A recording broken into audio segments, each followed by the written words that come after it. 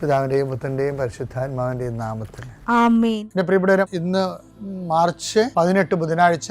അമ്മേ പരിശുദ്ധ അമ്മേ, അമ്മേ പരിശുദ്ധമേ, ദൈവമാതാവേ, കൃപാസനത്തിലൂടെ ഞങ്ങളുടെ ദേശത്തിനും അമ്മ മധ്യസ്ഥം തേടി തന്ന എല്ലാ അനുഗ്രഹങ്ങൾക്കും കൃപകൾക്കും ഞങ്ങളിപ്പോൾ ഹൃദയം നിറഞ്ഞ നന്ദി പറയുന്നു. അമ്മേ പരിശുദ്ധമേ, ദൈവമാതാവേ, 2004 ഡിസംബർ 7 ഉച്ചകഴിഞ്ഞ് 2:30 കൃപാസനത്തിൽ സംഭവിച്ച അമ്മയുടെ പ്രത്യക്ഷപ്പെടലിനെ കുറിച്ച് തിരുസഭയ്ക്ക് സമർപ്പിച്ചിരിക്കുന്ന പഠനരേഖകളുടെ മേൽ സഭാത്മകമായ പഠനം ആരംഭിക്കുവാൻ ഞങ്ങൾ പ്രാർത്ഥിക്കുന്നു. അമ്മേ പരിശുദ്ധമേ, ഭൂസ്വർലോകങ്ങളുടെ രാജ്ഞിയായ അങ്ങേയ്ക്ക് ഭൗമസംരക്ഷണത്തിനായി പ്രപഞ്ചപ്രകൃതിയെ തന്നെ തിരുസഭ പ്രതിഷ്ഠിക്കുവാൻ ഈ പ്രത്യക്ഷീകരണം വഴി ഇടയാക്കണമേ. പരിശുദ്ധമേ, ജപമാല മാതാവേ, സകല കൃപാസനം പ്രാർത്ഥനയോടും ചേർത്ത് ഞങ്ങളിപ്പോൾ പ്രാർത്ഥിക്കുന്ന ഈ കുടുംബത്തിന്റെ പ്രത്യേക നിയോഗം പറ മക്കളെ.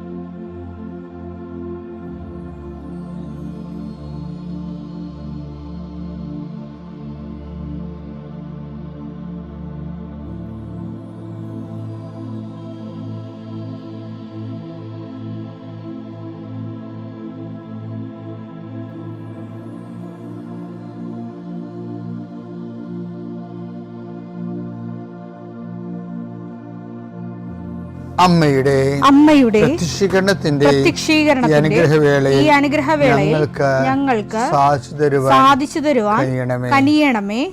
ആമേൻ. വിശ്വാസ പ്രമാണം. സർവശക്തനായ പിതാവും ആകാശത്തിന്റെയും ഭൂമിയുടെയും സൃഷ്ടാവുമായ ദൈവത്തിൽ ഞാൻ വിശ്വസിക്കുന്നു. അവിടുത്തെ ഏകപുത്രനും ഞങ്ങളുടെ കർത്താവുമായ ഈശോമിശിഹായിലും ഞാൻ വിശ്വസിക്കുന്നു. ഈ പുത്രൻ പരിശുദ്ധാത്മാവിനാൽ ഗർഭസ്ഥനായി കന്യകാമറിയത്തിൽ നിന്ന് പിറന്ന് പൊന്തിയോസ് പീലാത്തോസിന്റെ കാലത്ത് പീഡകൾ സഹിച്ച് കുരിശിൽ തറയ്ക്കപ്പെട്ട് മരിച്ച് അടക്കപ്പെട്ട് പാതാളങ്ങളിൽ ഇറങ്ങി മരിച്ചവരുടെ ഇടയിൽ നിന്ന് 3-ാം നാൾ ഉയർത്ത് സ്വർഗത്തിലേക്ക് എഴുന്നള്ളി സർവശക്തിയുള്ള പിതാവായ ദൈവത്തിന്റെ വലതുഭാഗത്തിരിക്കുന്നു. അവിടെ നിന്ന് ജീവിക്കുന്നവരെയും മരിച്ചവരെയും വിധിക്കുവാൻ വരുമെന്നും ഞാൻ വിശ്വസിക്കുന്നു. പരിശുദ്ധാത്മാവിലും ഞാൻ വിശ്വസിക്കുന്നു. വിശുദ്ധ കത്തോലിക്കാ സഭയിലും പുണ്യവാന്മാരുടെ ഐക്യത്തിലും പാപങ്ങളുടെ മോചനത്തിലും ശരീരത്തിന്റെ ഉയർപ്പിലും നിത്യമായ ജീവിതത്തിലും ഞാൻ വിശ്വസിക്കുന്നു. ആമേൻ. സ്വർഗ്ഗസ്ഥനായ ഞങ്ങളുടെ പിതാവേ, അങ്ങയുടെ നാമം പൂജിതമാകണമേ. അങ്ങയുടെ രാജ്യം വരണമേ.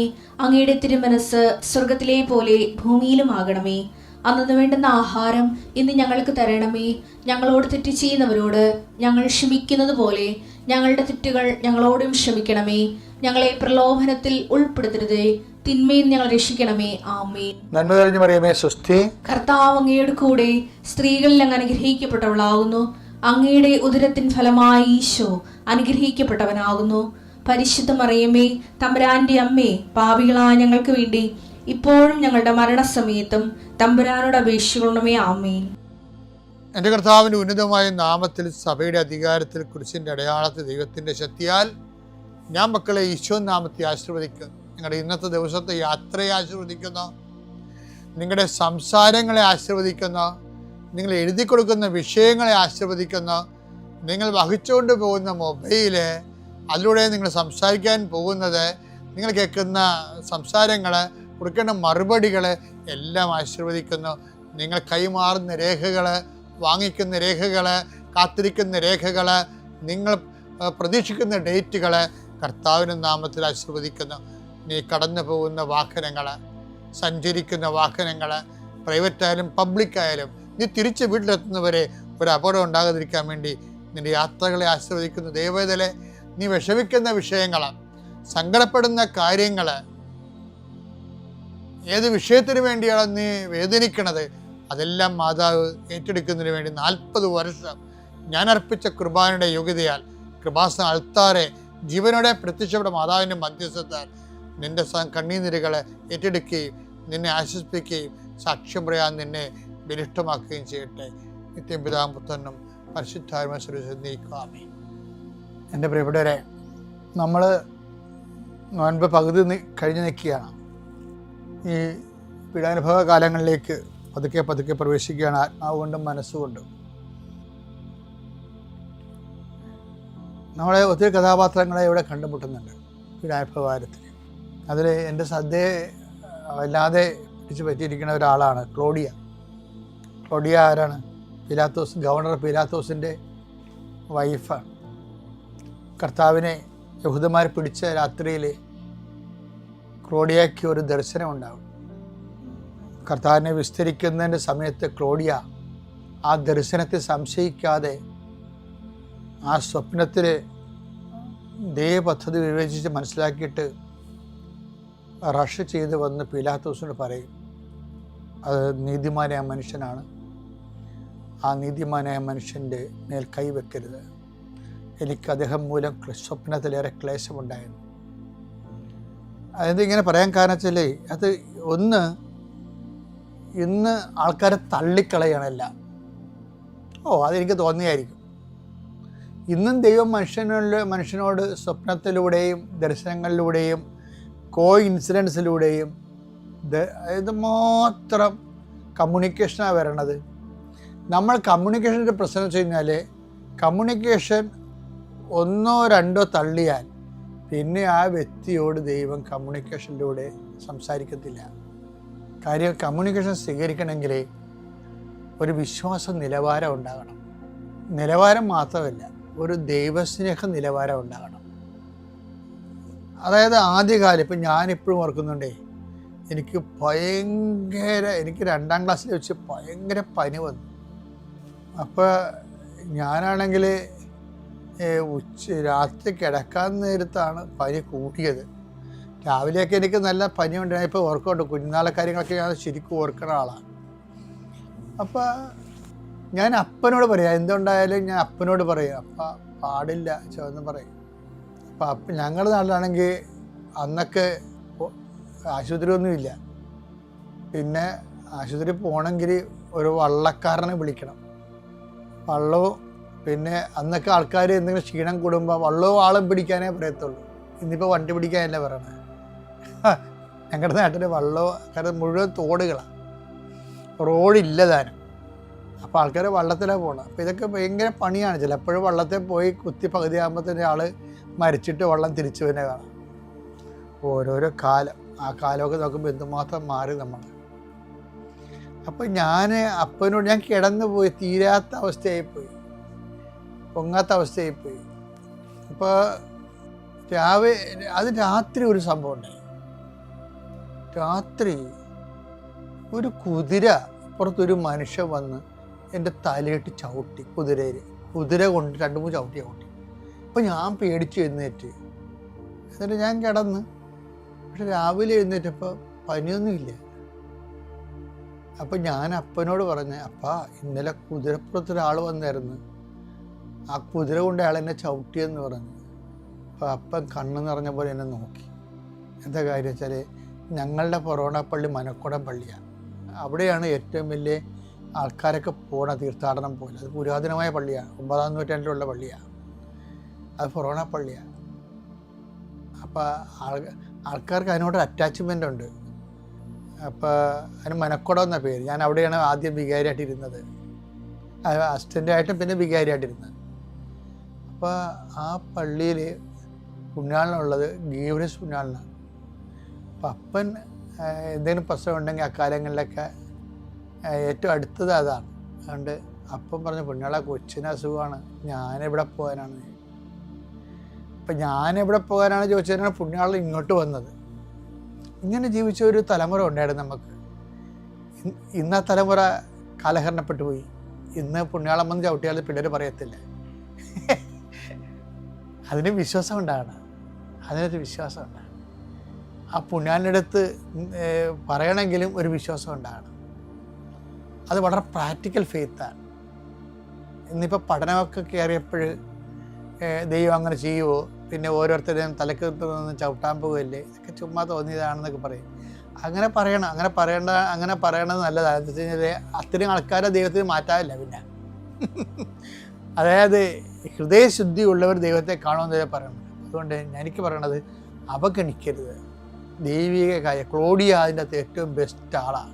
മത്തായി 27:19 മാത്രമല്ല അവൻ ന്യായാസനത്തിൽ ഉപവിഷ്ടനായിരിക്കുമ്പോൾ പിലാത്തോസ് ന്യായാസനത്തിൽ ഉപവിഷ്ടനായിരിക്കുമ്പോൾ അവന്റെ ഭാര്യ അവന്റെ അടുത്തേക്ക് ആളയച്ചറിയിച്ചു ആ നീതിമാന്റെ കാര്യത്തിൽ ഇടപെടരുതെന്നാ പറയുന്നത്. ഇടപെടരുത്. അവൻ മൂലം സ്വപ്നത്തിൽ ഞാൻ ഇന്ന് വളരെയേറെ ക്ലേശിച്ചു. അപ്പൊ ക്ലോഡിയ സ്വപ്നം വിശ്വസിച്ചു, പക്ഷെ പീലാത്തോസും വിശ്വസിച്ചു. പക്ഷെ അധികാരം ആക്രാന്തവും കാരണം അദ്ദേഹം ഒരു വല്ലാത്ത അവസ്ഥയിലായിപ്പോയി. അതുകൊണ്ട് എന്ത് ചെയ്ത്, ക്ലോഡിയ പറഞ്ഞ വാക്കുകൾ കേട്ടു, ജനം പറഞ്ഞ വാക്കുകൾ കേട്ടു, രണ്ടും കേട്ടു. ജനം പറഞ്ഞ വാക്ക് കേട്ടുകൊണ്ട് പുള്ളി കസേര ഉറപ്പിച്ചു. അല്ലെങ്കിൽ ജനം പോയി റിപ്പോർട്ട് ചെയ്യും സീസറിൻ്റെ അടുത്ത്. സീസറിൻ്റെ ഗവർണറല്ല ഇയാൾ. ജനം ഇയാൾക്കെതിരാണെന്ന് കണ്ടു കഴിഞ്ഞാൽ അപ്പം തന്നെ സീസർ ഇയാളെ മാറ്റിയിട്ട് വേറെ ആളെ വെക്കും.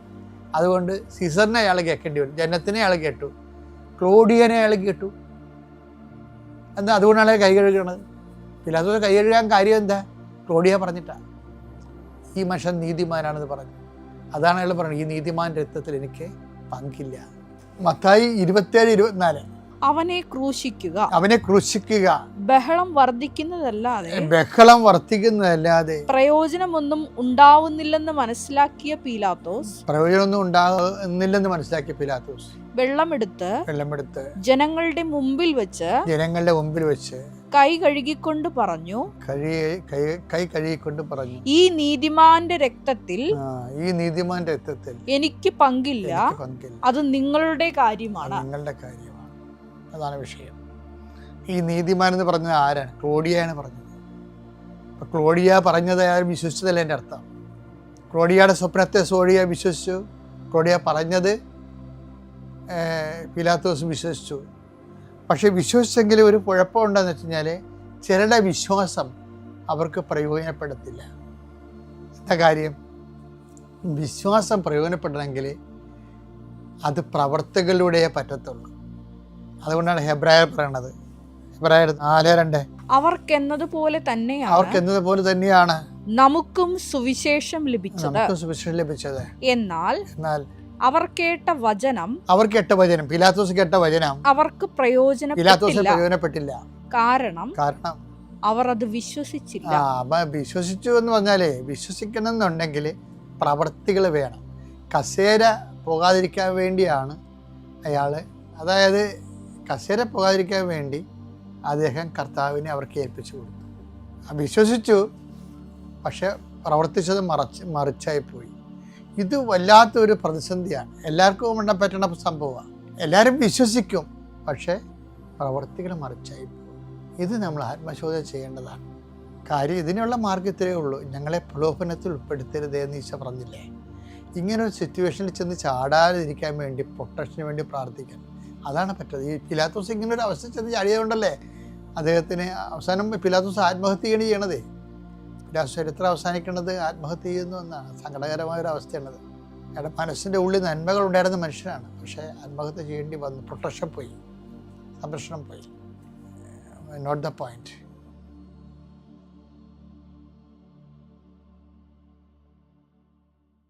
അത്യപൂർവ ദൈവാനുഭവങ്ങൾ ഇനി നിങ്ങൾക്കും സ്വന്തം. ഈ യൂട്യൂബ് ചാനൽ ഇതുവരെ സബ്സ്ക്രൈബ് ചെയ്തിട്ടില്ലെങ്കിൽ ഇപ്പോൾ തന്നെ സബ്സ്ക്രൈബ് ചെയ്യുക. ഈ വീഡിയോ ഇപ്പോൾ തന്നെ നിങ്ങളുടെ സുഹൃത്തുക്കൾക്ക് ഷെയർ ചെയ്തുകൊണ്ട് കർത്താവിൻ്റെ പ്രേക്ഷിതരാകുക.